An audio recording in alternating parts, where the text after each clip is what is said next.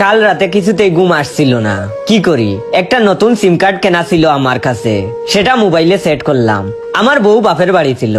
আমি আননোন নম্বর থেকে মেসেজ দিলাম, আপনি বাড়িতে নেই। সেই সুযোগে আপনার বাড়িতে এক ভীষণ সুন্দরী মহিলা একটু আগেই ঢুকলো। আপনার হাজবেন্ড মনে হয় আপনাকে ধোঁকা দিচ্ছে। ইতি আপনার শুভাকাঙ্ক্ষী।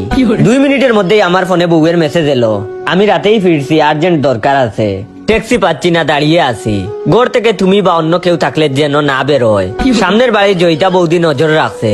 তখন আমি সামনের ফ্ল্যাটের জয়িতা বৌদিকে আননোন নম্বর থেকে মেসেজ করলাম, আপনার বড় অফিসে মালা বলে মেয়েটিকে বিয়ে করতে যাচ্ছে। কাল আমতলা মন্দিরে দুপুরে বিয়ে করবে। বিশ্বাস না করলে আপনার ব্যাপার। ইতি আপনার শুভাকাঙ্ক্ষী। একটু পরেই ওদের ফ্ল্যাটের চরম হইচই, বাসনপত্র ফেলার আওয়াজ শোনা যাচ্ছে। পাশের বাড়ির সোনালী বৌদিকে আননোন নম্বর থেকে মেসেজ করলাম, আপনার বড় আমাকে পাগলের মতো ভালোবাসে। আপনি আমাদের প্রেমে কাটা হয়ে কেন বসে আছেন? লজ্জা করে না আপনার? এখনো বড়ের ফোন চেক করে দেখুন, আমার নম্বর থেকে 4-5টা আই লাভ ইউ মেসেজ অন্তত পেয়ে যাবেন। একটু পরই চরম গন্ডগোলের আওয়াজ পেলাম। পোড়াময় চিৎকার হচ্ছে। সামনের বাড়ির রিটায়ার্ড জেঠুকে আননোন নম্বর থেকে মেসেজ করলাম, আপনার বাড়ির ছাদের দরজা কাটছে 3-4 জন লোক মুখে কাপড় বেঁধে, তাড়াতাড়ি ছাদে যান। একটু পরেই ওদের বাড়ির সবাই দেখি ছাদে গিয়ে হই হুল্লোড় শুরু করেছে। এবার আমার একটু ঘুম পাচ্ছে। পাশের বালিশটা টেনে নিলাম, কি শান্তিতে ঘুম এলো।